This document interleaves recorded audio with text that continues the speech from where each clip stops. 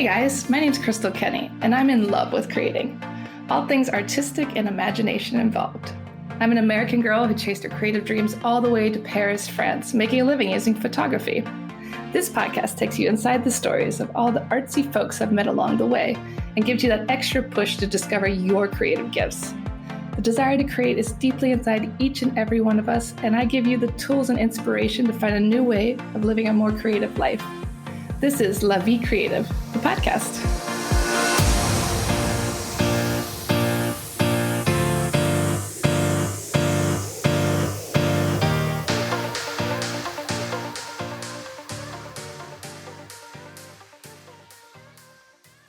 So welcome to the show, David. How are you today? I'm fine. Thank you very much. I really appreciate you chatting with me today. We have a mutual friend, Kimberly. She's a wonderful jazz musician as well. And she said, I needed to interview you. You're one of the best saxophonists in Paris. So I'm excited to talk to you today. She's so kind. I'm very happy that I can play with her at the beginning of the month in the Caveau de la Huchette. We played together last week on Wednesday. Yeah, I love seeing her perform there. I saw her when she was here last year performing, and it's such a special place to perform. So I'm glad you're able to continue to work together. But I want to chat a little bit more about you. Tell everybody where you're from.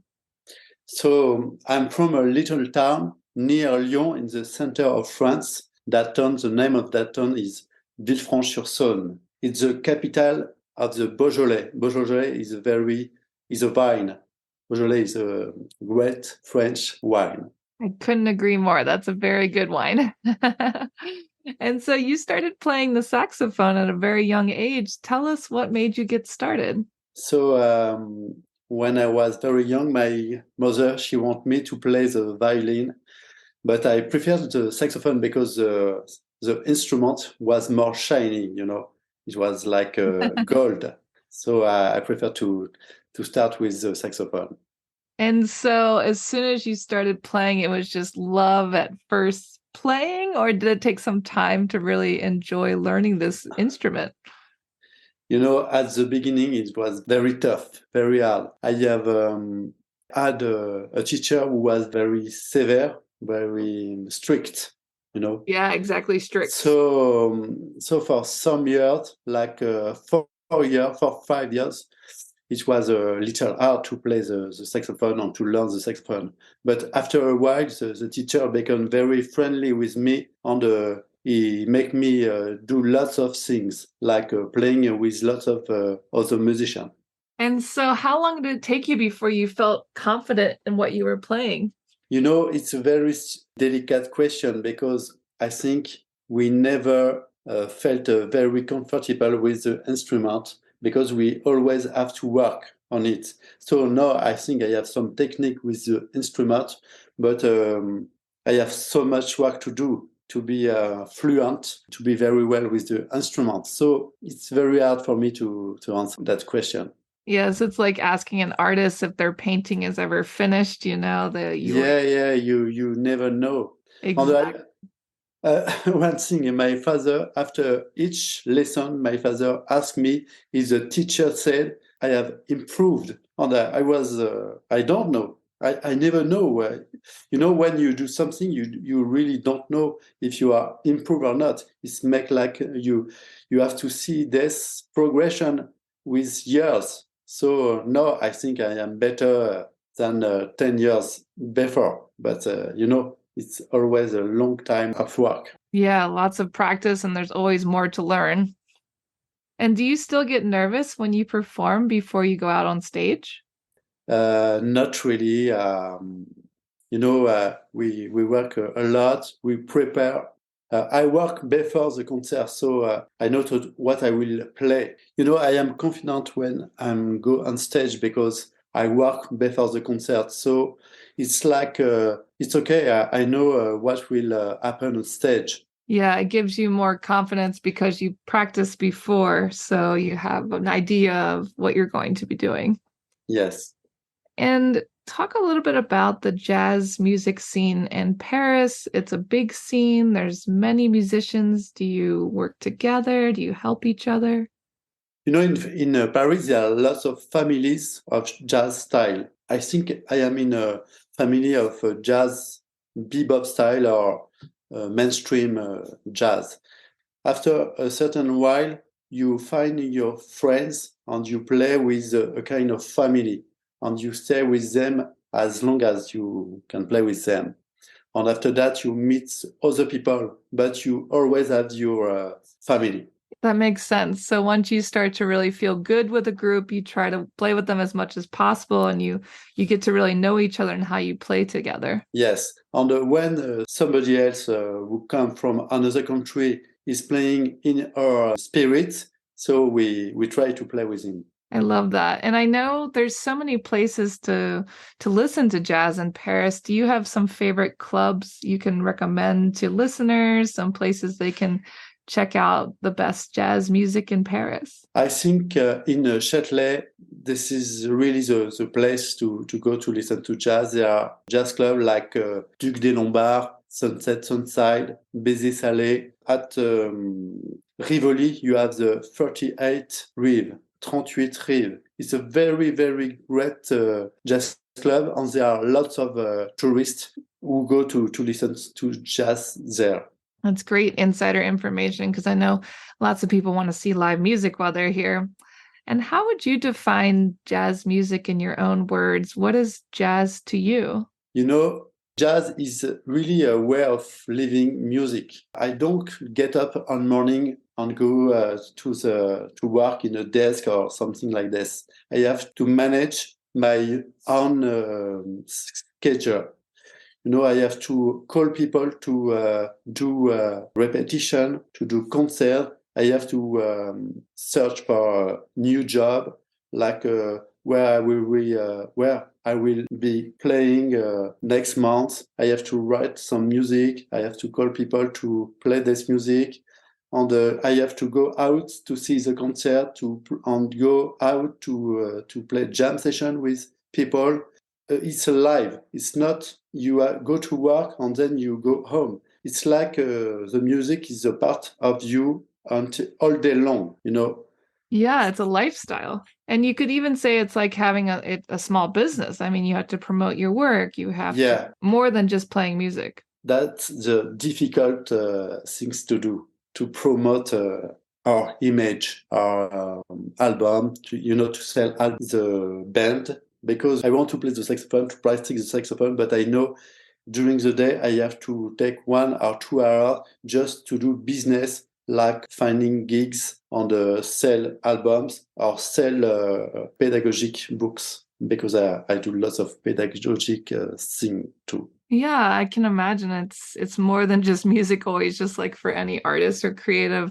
And it's a big part of what you do is finding the work. And how has the music scene changed? I mean, you've been playing for a long time now. I'm sure you've seen some changes in the industry. What's changed the most, I think, is the media, the journalist or the newspaper, the jazz newspaper, because they always want a new things. But for me, I don't think things really change. I think lots of young people play the same music as I play 25 years ago. It's just, I think, for the festival that sometimes it is written jazz festival, but there is no more jazz in it. So I think this is what changed the more. Yeah, that makes sense. And how people connect and promote each other using social media and other things to connect, I'm sure, is a part of it too. Happily, we have Facebook, Instagram, that kind of things. We can keep the jazz alive, that kind of media, because when you have to play a concert, you can send some message on Facebook, so lots of people know that you are playing there. So that's the great thing, I think. And how do you feel when you're playing the saxophone? How do you feel when you're playing music? I love to play the saxophone. I don't know why I like to press the button on the saxophone, to blow in the saxophone. It's a very strange feeling. I just love to do music with my horn, and to play music with other people, to learn lots of melodies. So we are connected to lots of people what I like the most is when you meet someone you don't know, but that person knows some standards. I know some standards, so we can play together at once. It's a really magical thing for jazz music. It's like an instant connection. Yeah, it's great. You can go everywhere on earth. And if you meet someone who knows some music, some jazz music, like standard jazz music from song from Broadway, so we can play together. Yes, I had another jazz musician tell me that even if they don't speak the same language, they can play music together. Yeah, sure. That's really special. And what's something you wish more people knew about jazz music? What's something you think people in the world should know that maybe is a misconception or people are not aware of?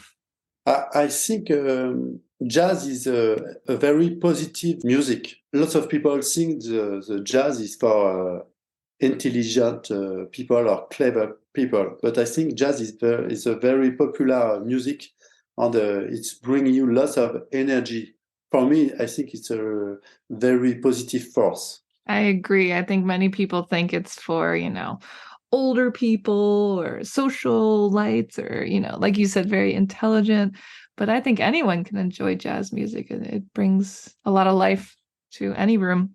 Yeah, lots of joy, Yeah. When I play in Paris at Sunside, there are lots of tourists who come. It's really great for me because at the end of the concert, the people come and say, it was a wonderful concert.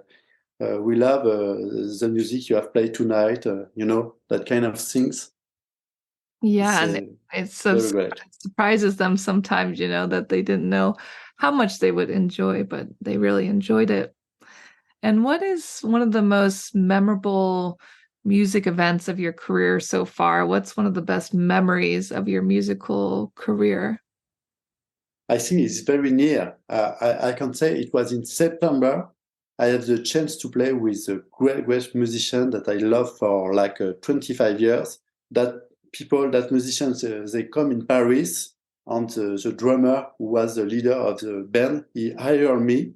So I play with, for me, it's like a legend of jazz. And we also made a record. It will be my album, my new album. And the recording session of this album was like wonderful for me because every musician was very content, very excited by the music I propose. So now I have a new album for next year, and it will be released next year, but it's done. I just have to finish the mix, but that's the best thing. It happened to me recently. It's very exciting. Congratulations to play with one of your idols. Who was the person? Guy was Steve Davis. It's a trombone player from New York, and Joe Magnarelli, a trumpetist from New York too. Also, the leader of the band was Bert Reiter, an Austrian drummer who come often in Paris, and a very great friend of mine at the bass, Fabien Marcos. I play with him like for 30 years, And Oliver Kent at the piano is a German pianist who is really, really great. Wow, it's everybody from around the world. Yeah, it's like an international band. I like that. And talk a little bit about your creative process when you're writing music. What does that process look like for you? It's a mix of everything I love. So I think, when people say, when you play, you are telling a story. And I think when you write music, you tell a story of what you work during 35 years, because what you write now is what you learn for every time. Yeah, it's like your whole life is all leading up to that one moment. Yes, that's it. And so that's a big part of your process is just living and constantly learning and working with other artists too. Yeah, there are lots of mixed ideas, and you just try to do what you love, to really fit with what you can do, what you can write, what you can play on what you really love. I think it's really a question of what you love to play. And how do you feel about Spotify and other music sharing services? I know before a lot of musicians made money from selling albums, from selling CDs, but now the industry has changed, so you more make money from performing live. Is that correct? Yes, yes, performing in live. And also we can always sell CDs or album after the concert. Also, with the student that we have, we can also send lots of album. So I think Spotify is very good for the hearing, for the audience. So when you have a new CD, when you have a new album or something, the world can listen to it. So, it's like a balance. Spotify, I think, is really great. You sell less CDs, but now people don't have a CD player anymore. So we have to mix between Spotify and sell CDs. Yeah, and maybe it brings your music to new ears. More people can find you online than they might have not never found you otherwise. Yeah, it's very funny because sometimes I go to the Spotify Pro, uh, and I can see where the people who listen to my music are listening. It's like in India, USA, in Canada, it's fascinating. Yeah, it's surprising sometimes that so many different nations will hear your music. It's wonderful. Yeah, it's great. And what would you be doing right now if music wasn't your career? Like, say you did not play the saxophone, what job do you think you would have? Wow, it's a very difficult question because I really don't want to do Anything anything else. else? Yes, I ask myself that question lots of time, but I really don't want to do anything else. It's too late for me. I'm in the jazz music now. I don't want to go out to do Yeah. anything else. And it's great that you've been able to do it for so long. Like this has been like your only career, Yeah, really. yeah. It's great, and I can play with my son now, so it's like a dream. It's there is a new generation with whom I can play, and Yeah. it's very, very unique that I can play. I can share with my sons the music because I have two sons. One is a professional musician. He plays the bass. I record my last album with him. And Uh, my other son is at the Sorbonne in Paris, but he plays the trumpet for fun. it's so wonderful that you're a family of musicians. You must be really proud of them. Yeah, very, very proud. And my oldest son is at that moment in New York. Wow. He's at the Manhattan School of Music, Manhattan School of Music. Wow. That's So it's great. wonderful. Yeah, Uh, it's great. continuing the family legacy. Yeah. And I think I will. I don't think I will go to see him in end of November in New York, and to get to have some time with him in New York. That sounds fantastic. Yes, very, very great. And why do you think music is important in the world today? Why do we need music? I can't say the phrase in English, but la musique adoucit les mœurs. But I can say it in English. It's like music is good for the soul. Exactly. That's what it is. Music is good for the soul. Yes, so I think people need to be happy with the music. And I know that when you play, people are dreaming of another world. It's like when you play and they like what you're playing, you can bring them in another world without every bad thing that we have on Earth. It's like an escape. Yes, an escape with a very beautiful dream. Yeah, it can take you to other places and it just feels good. There's still, I know I was reading the other day that science is still studying how music affects the brain and they don't fully understand it still. Yeah. I have read some article on that, but it's like a magical thing. It's very magical. And what's the best advice you've ever been given? So you mean someone who give me an advice, or so I have Exactly, someone that gave to you. follow your heart, follow your intuition. I like that. Follow your intuition. Follow, what's making you curious in that moment. Yes, you follow your intuition and you meet the right people. you do the best thing for you. Well, it sounds like it worked out for you. Yeah, for that moment, yes. And how do you define creativity in your own words?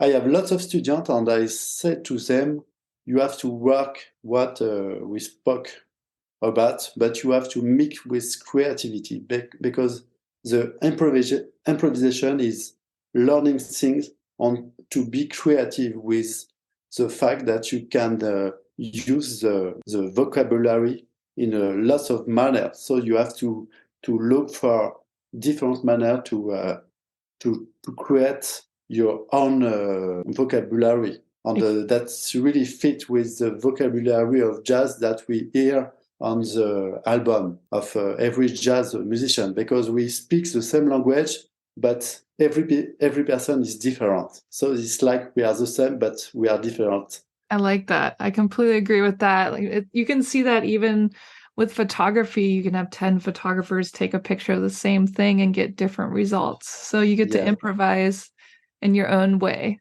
Yes, you have to be curious, to learn lots of things from the elders. Then you have to put your own personality and create. That's what you will do, what your personality will become. Exactly. Yeah, that's so true. And what are you most excited about for the future? I know you have your new album coming out. Is there anything else you'd like listeners to know about?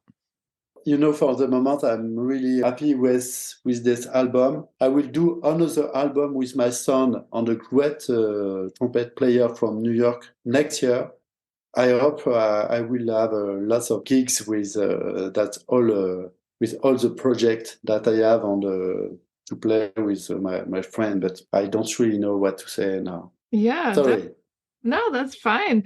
I think it's really exciting that your album's coming out. You'll be working with your family as well. That's really cool to have a musical family. And where can people see you play in Paris or find out when you're playing, buy your album? Is there a website, or how can people find out more information? So I have a website. It's www.davidsauzay.com.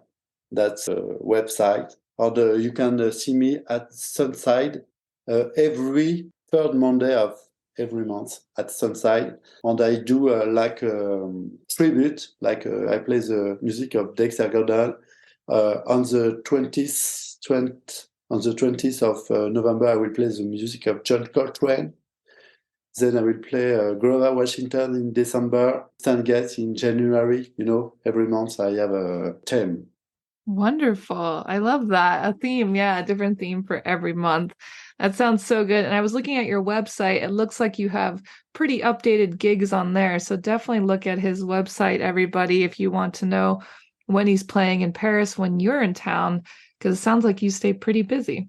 Yeah, I try to stay busy, and I do lots of pedagogic works also. I love it. Well, thank you so much for chatting with me today, David, and I can't wait to see what you'll do next. Yeah, thank you very much. It was very thrilling for me, and I hope my English is all right. Your English is fantastic. Yes, thank you very much.